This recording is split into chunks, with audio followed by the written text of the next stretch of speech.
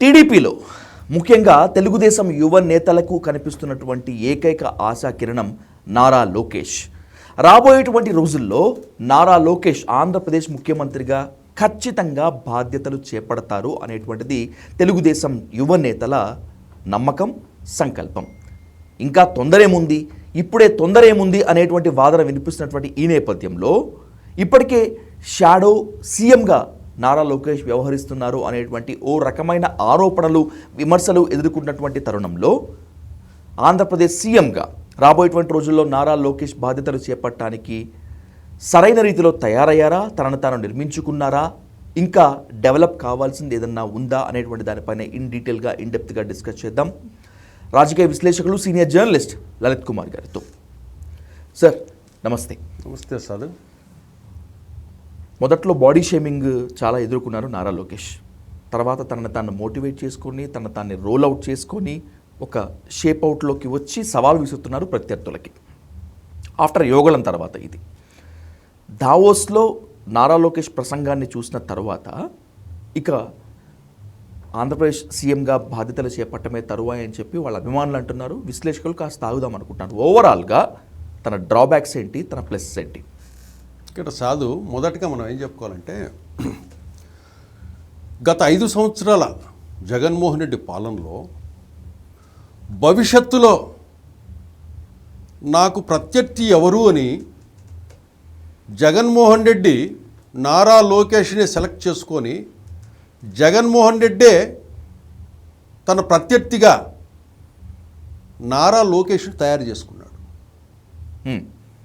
ఈ జగన్మోహన్ రెడ్డే నాకు భవిష్యత్తు రాజకీయ ప్రత్యర్థి ఎవరు అని నారా లోకేష్ను జగన్మోహన్ రెడ్డి సెలెక్ట్ చేసుకున్నాడు. అలా ఎలా అంటే గత ప్రభుత్వ పాలనలో ఇదే నారా లోకేష్ అనే వ్యక్తి మీద మీరు ఏ విధంగా దాడి చేశారు, ఏ విధంగా అవమానించారు, ఆ అవమానంలో నుంచే, ఆ కసిలో నుంచే ఒక ఫైర్ అనేది పుట్టి నారా లోకేష్ అనే వ్యక్తి యువగళం పాదయాత్ర చేసి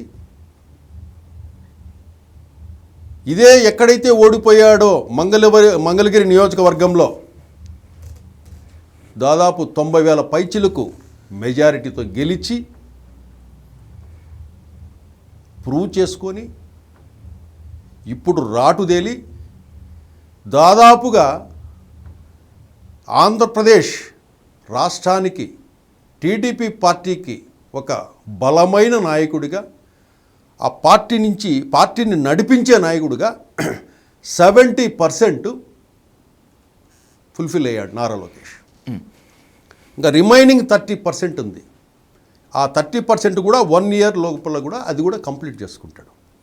ఈ నారా లోకేష్ ఈ విధంగా తన ప్రత్యర్థిని జగన్మోహన్ రెడ్డి తయారు చేసుకున్నారు, మలుచుకున్నాడు. ఈ జగన్మోహన్ రెడ్డి నారా లోకేష్తో పాటు తనకు నిద్ర లేకుండా చేసే విధంగా మరి ఒక ప్రత్యర్థిని తయారు చేసుకున్నాడు. అతనే పవన్ కళ్యాణ్. ఓకే. దీనివల్ల నీతి ఏమిటంటే, ఎవరిని కూడా హర్ట్ చేయటం కానీ, అవమానించటం కానీ, వేధించటం కానీ, దాడి చేయటం కానీ చేయకూడదు అని తెలుసుకోవాలి. జగన్మోహన్ రెడ్డి వీళ్ళ మీద ఇవన్నీ చేశాడు కాబట్టే ఒక నారా లోకేష్ తయారయ్యాడు, ఒక పవన్ కళ్యాణ్ అనే వ్యక్తి తయారయ్యాడు. కాబట్టి ఎవరు కూడా జగన్మోహన్ రెడ్డి లాగా మన ప్రత్యర్థులను మనమే ప్రయారిటీ ఇచ్చి, జగన్మోహన్ రెడ్డి ఎందుకు వీళ్ళ మీద దాడి చేశాడని ఒకసారి మనం విశ్లేషించుకుంటే, ఒక చంద్రబాబు నాయుడు గారిని, టీడీపీ పార్టీని, లోకేష్ని అండ్ పవన్ కళ్యాణ్ ఎందుకు టార్గెట్ చేశాడంటే, అది జగన్మోహన్ రెడ్డి భయంతో వీళ్ళ మీద దాడి చేశాడు. తను భయపడి వీళ్ళ మీద అటాక్స్ చేశాడు. దాని పర్యవసానం ఎలా వస్తుంది, రివర్స్ ఎలా వస్తుంది అనేది ఊహించలే జగన్మోహన్ రెడ్డి. నా రాజకీయ భవిష్యత్తుకు నేను 30 ఏళ్ళు ఉండాలి ఈ రాష్ట్రానికి సీఎంగా అనే ఆలోచనతో వీళ్ళంతా ఎప్పుడైతే రాష్ట్రంలో యువగళం పాదయాత్రలు, బస్సు యాత్రలు ఇవన్నీ చేసుకుంటూ విమర్శించుకుంటూ టార్గెట్ చేస్తూ ఈయన గవర్నమెంట్ విమర్శిస్తూ ఎప్పుడైతే దాడి మొదలుపెట్టారో ఆ దాడికి భయపడి వీళ్ళ మీద అటాక్ చేశాడు. అంటే బెదిరిస్తే భయపెడితే వీళ్ళు ఆగిపోతారు, వెనక్కి తగ్గిపోతారు అని చెప్పేసి నారా లోకేష్ను అదేవిధంగా చేసుకుంటూ వచ్చాడు, పవన్ కళ్యాణ్ అదేవిధంగా చేసుకుంటూ వచ్చాడు, నారా చంద్రబాబు నాయుడు గారిని కూడా అదేవిధంగా చేసుకున్నాడు. లాస్ట్కి ఆయన జైలుకు పంపించడానికి కూడా సిద్ధపడ్డాడు. ఇదంతా ధైర్యంతో చేశాడని మనం అనుకోనవసరం లే, భయంతో చేశాడు. భయంతో రేపు నాకు ప్రభుత్వం రాదేమో అనే భయంతో వీళ్ళ మీద దాడి చేశారు.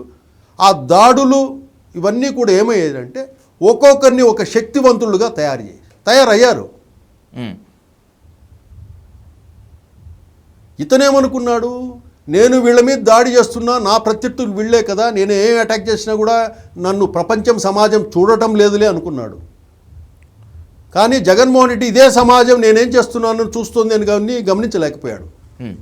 ఒకవేళ అలా గమనించి ఉంటే గనక ఈ రకమైన దాడులు చేసిండేవాడు కాదు. యువగళం పాదయాత్ర చేస్తుంటే అడ్డుకోవాల్సిన అవసరం ఏంటి? పోలీసులతో వెంబడించాడు నారా లోకేష్. నారా లోకేష్ని ఒక శిల్పంగా లాగా చెక్కిందే యువగళం పాదయాత్ర. మీ వల్లే మీరు అడ్డుకోవడము, అవమానించడము, స్టూళ్ళు లాక్కోవడము, మైకులు లాక్కోవడము, స్టేజీలను డ్యామేజ్ చేయటము, పోలీసులను గుంపులుగా పంపించడము, ఎన్ని పనులు చేయాలో అన్ని పనులు చేశారు. ఒకవైపు పవన్ కళ్యాణ్ విషయం కానీ, మాటల దాడులు కానీ, ఇవన్నీ కూడా జగన్మోహన్ రెడ్డి ధైర్యంగా చేయలే, భయపడి చేశాడు. ఈరోజు వీళ్ళకి భయపడే పరిస్థితి నెలకొనింది జగన్మోహన్ రెడ్డికి. ధైర్యవంతుడైతే ఈ విధంగా శత్రువులను తయారు చేసుకునేవారు కూడా. ధైర్యవంతుడు ఇలాగా శత్రువుల్ని తయారు చేసుకోడు. శత్రువుల్ని బలమైన శక్తిగా ఎదిగేలా చెయ్యరు ఎవరు. శత్రువుల్ని బలమైన శక్తిగా ఎవరు తయారు చేసుకోరు ధైర్యం ఉన్నవాడు. కానీ జగన్మోహన్ రెడ్డి వీళ్ళతో నాకు థ్రెట్ ఉందని తను మానసికంగా భయపడుతూ వీళ్ళ మీద అటాక్ చేశాడు. భయపెడితే వెళ్ళిపోతారు, కొడితే వెళ్ళిపోతారు, కేసులు పెడితే వెళ్ళిపోతారు, ఏమి బండబూతులు తిడితే కనుక వద్దురా బాబు ఈ రాజకీయాలు అంటే అని చెప్పి వెళ్ళిపోతారు అనే విధంగా ఎన్ని బండబూతులు, రాళ్ళు, రప్పలు, ఏమి చేయాలనో అన్ని పనులు చేసేసాడు జగన్మోహన్ రెడ్డి. చివరికి వీళ్ళేం భయపడలా, ఎదురు తిరిగి నాయకులుగా ఎదిగారు. ఇప్పుడు ఇదే పవన్ కళ్యాణ్ జనసేన పార్టీ 21కి 21 కొట్టిందంటే సామాన్యమైన విషయం కాదు ఈ దేశంలోనే. ఒక చిన్న రీజనల్ పార్టీ ఎవరి వల్ల? జగన్మోహన్ రెడ్డి వల్ల. ఇదే నారా లోకేష్ 29-30 ఏళ్ళు మంగళగిరిలో టీడీపీకి సీటే లేదు అక్కడ, అక్కడికే పోయి గెలిచొచ్చాడంటే అది జగన్మోహన్ రెడ్డి ఫెయిల్యూర్. నువ్వు ఫెయిల్ అయ్యావు ఇక్కడ. అతను అక్కడ గెలిచాడంటే, మంగళగిరిలో ఎంచుకొని నారా లోకేష్ పోయి అక్కడ 90,000 మెజారిటీతో గెలిచాడంటే జగన్మోహన్ రెడ్డి ఫెయిల్ అయినట్లే. ఓకే, అంతే కదా. ఈరోజు ఇదే పవన్ కళ్యాణ్కు భయపడుతూ ఉండాలి, ఇదే నారా లోకేష్కు భయపడుతూ ఉండాలి, ఇదే చంద్రబాబు నాయుడుకు భయపడుతూ ఉండాలి. అసలు దీనివల్ల జగన్మోహన్ రెడ్డికి, వైసీపీ పార్టీకి జరిగిన నష్టం ఎంత భారీదంటే 151 సీట్ ఎక్కడ, 11 సీట్లు ఎక్కడ. అటువంటిది Jaganmohan Reddy and YCP party వాళ్ళు కూడా ఇప్పుడు ఏమనుకుంటారంటే వచ్చేది మేమే, మేము వస్తే అనుకుంటున్నాం. 11 సీట్లు వచ్చిన మీరు మ్యాజిక్ ఫిగర్ రాదా మాకు అని అనుకున్నప్పుడు 164 సీట్లు తెచ్చుకున్న కూటమి పార్టీ దానికి ఎందుకు రావు మ్యాజిక్ ఫిగరు? దానికి వస్తుంది కదా, వచ్చే ఛాన్స్ ఉంది కదా. తగ్గినా కూడా నీకు 11 సీట్ల వాడికే నీకు అంత కాన్ఫిడెన్స్గా నాకు మ్యాజిక్ ఫిగర్ వస్తుంది అని అనుకున్నప్పుడు ఇదే కూటమి పార్టీ 2 బలమైన సామాజిక వర్గాలు రేపు చంద్రబాబు నాయుడు అమరావతిలో కన్స్ట్రక్షన్స్ 2-3 ఏళ్లలో బిల్డింగ్లు లేచిపోయి ఉంటాయి. అమరావతిలో 164 సీట్లు వచ్చిన కూటమికి మ్యాజిక్ ఫిగర్ ఎందుకు రాదనుకుంటున్నారు మీరు? అంత ఆషామాషి కాదు కదా. మీరు మళ్ళీ వస్తామంటే 11 సీట్లు వచ్చిన వాళ్ళు మీరే వచ్చేది మేమే అని చివరికి మాకు మ్యాజిక్ ఫిగర్ వస్తుంది, మ్యాజిక్ ఫిగర్ దాటుతాం అంటున్నప్పుడు ఇదే కూటమి పార్టీ అదే మాట ఎందుకు తెచ్చుకోలేదు? కాబట్టి రేపు ఎలక్షన్స్ అంత ఆషామాషి కాదు. రేపు ఇదే కూటమి గవర్నమెంట్కి సంబంధించి కూటమికి పార్టీకి గతంలో ఏదైతే జగన్మోహన్ రెడ్డి సంబంధించిన వర్క్ జరిగిందో అంతకు 2 వర్క్ వాళ్ళు చేస్తారు రేపు నెక్స్ట్ ఎలక్షన్స్కి. నెక్స్ట్ ఇప్పుడు ఈ 2 సంవత్సరాలంతా కూడా ఎవరెవరు ఏమేమి మాట్లాడుకున్నా ఏం సర్వేలు చేసుకున్నా కూడా అదంతా బోగస్. ఈ ఛాలెంజ్లు, డిబేట్లు, సోషల్ మీడియాలు దీనివల్ల ఏమీ ఒరగదు. ఏదైతే చివరి 6 నెలల్లో గత జగన్మోహన్ రెడ్డి పాలన వీడియోలన్నీ తీస్తారు వీళ్ళు బయటికి. అప్పుడు జరిగిన అరాచకాలు, అన్యాయాలు, దుర్మార్గాలు ఏంటి ఉన్నా వీళ్ళు తీస్తారు. అవి కనుక ఒకసారి ప్లే చేస్తే టీడీపీ కూటమి పార్టీలు మళ్ళీ పాత గుర్తులన్నీ గుర్తొస్తాయి ప్రజలకి. అమ్మో జగన్ వస్తే అప్పుడు ఆ ఎమోషన్స్కి వెళ్ళిపోయారనుకోండి. అప్పుడు కూటమి పార్టీ చేద్దామా జగన్ చేద్దామా అన్నప్పుడు మోస్ట్ ఆఫ్ ది పీపుల్ కూటమి అయితే బాగుంటుందిలే అనే స్టేజ్కి వచ్చేస్తారు. ఆ చివరి ఎమోషన్స్ ఉన్నాయి కదా, ఆ ఎమోషన్స్ జగన్మోహన్ రెడ్డి గత ప్రభుత్వ పాలనలో ఏవైతే చేశారో అవన్నీ కూడా కూటమి ప్రచారం చేస్తుంది. కూటమి దాన్ని బ్రహ్మాండంగా ప్రచారం చేస్తుంది. ఒకసారి మళ్ళీ ప్రజలంతా రీకలెక్ట్ చేసుకుంటారు. జగన్ ఒకసారి వచ్చాడు, ఏం చేశాడు, మళ్ళీ జగన్ వస్తే అనేది ప్రజల్లో వాళ్ళు గనక చేస్తే ఇప్పుడు ఈ మధ్యలో చేసేదంతా కూడా ఎంత ట్రాష్ అనుకోవాలి. ఈ 2 సంవత్సరాలు చివరి 6 నెలలే. ఎట్టి పరిస్థితుల్లో మళ్ళీ వైసీపీని జగన్మోహన్ రెడ్డిని రాణించేది లేదు అని చెప్తున్నారు కదా నారా లోకేష్. అంత సమర్థవంతంగా నాయకుడిగా ఎదిగారా ఇప్పటికీ? ఇంకేమన్నా ఓవర్కమ్ చేసుకోవాలి? నారా లోకేష్ సక్సెస్ఫుల్గా నా అబ్జర్వేషన్లో 1 by 1 సక్సెస్ఫుల్గా వచ్చాడు. 70% రీచ్ అయ్యాడు. ఏది ఈ రాష్ట్రాన్ని పరిపాలించే విషయంలో కానీ టీడీపీ పార్టీని నడిపించే విషయంలో కానీ. రిమైనింగ్ 30% ఏందుందంటే నారా లోకేష్కి ఇప్పుడు కావాల్సింది మాస్ చరిష్మా, మాస్ ఒకటి కావాలి. ఆ మాస్ వర్గాన్ని ఆకట్టుకున్నాడంటే లోకేష్ 100% ఏపీకి పెద్ద లీడర్. ఆ మాస్ రైతులు, దిగువ మధ్య తరగతి, స్లమ్, ఈ వర్గాలు ఉన్నాయి కదా, ఈ వర్గాలలోకి ఎప్పుడైతే నారా లోకేష్ వాళ్ళని అట్రాక్ట్ చేసుకోగలుగుతాడో హీఈస్ 100% ఫిట్ అయిపోయినట్టు.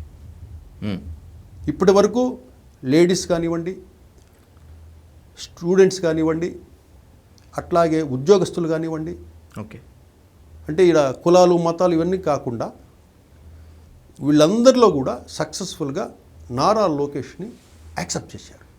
ఎందుకంటే నారా లోకేష్ చేసే పనితీరులో కానీ మాట తీరులో కానీ నిజాయితీ కనపడతా ఉంది. నాకు కాదు, ప్రజలకి.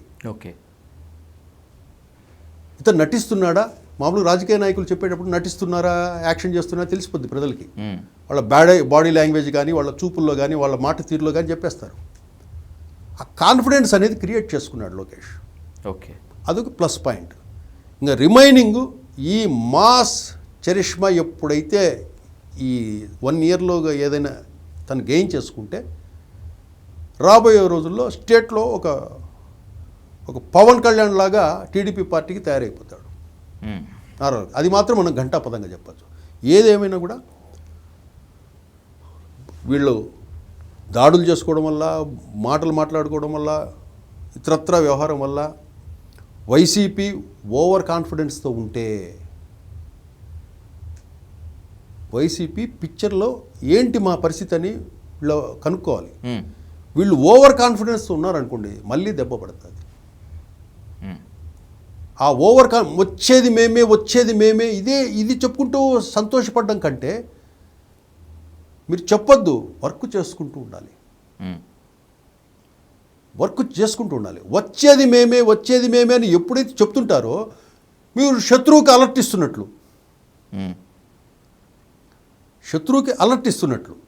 ఓకే, అంతే కదా. కాబట్టి అంత ఆషామాషిగా మీ గెలుపు లేదు. కానీ వ్యూహాత్మకంగా మీరు వర్క్ చేసుకుంటూ రావాలి. ఛాలెంజ్లు విసరడం కానీ, మాటలతోనే ఈ వైసీపీ పార్టీ డ్యామేజ్ చేసుకుంటుంది. ఈ నోటి దూలతోనే సగం డ్యామేజ్ తెచ్చుకుంటుంది, తనే కొని తెచ్చుకుంటుంది.